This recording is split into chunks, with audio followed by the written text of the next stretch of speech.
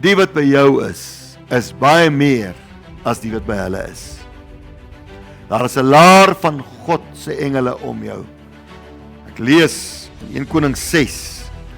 Hier is 'n profeet Elisa en sy dienskneg in 'n stad. Hulle is omsingel met 'n gevaarlike oormag, 'n sterk vyandsmag. En sy dienskneg, toe hy al die perde en die ruiters en die waans sien, toe raak hy benoud. En die profeet sê vir hom, moenie bekommerd wees nie. Die wat by ons is meer as die wat by hulle is. En in daardie oomblik open die Here die dienskneg se oë. En toe hy sien, toe's reg rondom hulle op die berge 'n laar van God, ontelbare strydwaans en engele, vlammende wesens, wat God gestuur het om hulle te beskerm. En dadelik vanmôre vir jou sê, as jy ooit in omstandighede is, moet jy weet, as jy omsingel voel, moet jy weet, as jy bedreig voel deur 'n oormag, moet jy weet, daar is 'n laar van God om jou. Psalm 27 vers 3 sê, al word 'n laar teen my opgeslaan, my hart sal nie vrees nie, al staan 'n oorlog teen my op, nogtans vertrou ek. Het daar 'n oorlog teen jou opgestaan? Dit kan familie wees. Dit kan jou werksmense wees, jou werkgewer wees, dit kan jou bure wees. Dit kan 'n situasie wees wat regtig problematies is, waar mense dreig, hulle gaan jou vervolg en laat vervolg. Jy dan voorwaar 'n laar van vyande wat teen jou opgestaan het. Maar onthou hierdie skrif is 'n belangrike Bybelvers om te onthou, Psalm 27 vers 3.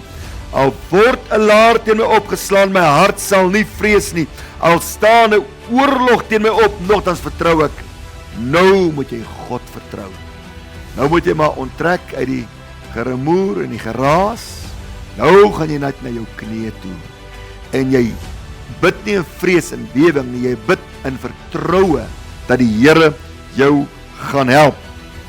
Die volgende vers wat jy moet onthou, Psalm 34 vers 8. Die engel van die Here trek 'n laar rondom die wat hom vrees en red hulle uit. Met daardie vers sluit ek af. Die engel van die Here trek 'n laar rondom die wat hom vrees en red hulle uit. Moenie op blind staar teen die bose laar wat jou omsingel het nie. Kyk na die redding. Kyk na die laar van God, nie die laar van die vyand nie. En die laar van God bring vir jou redding.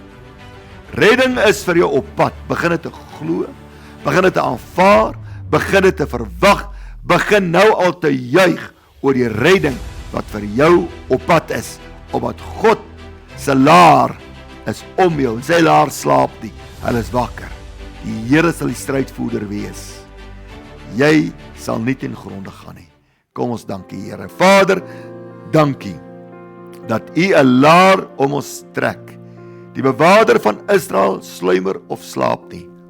Geen wapen wat teen mense gesmee word, sal enigiets uitgerig kry nie.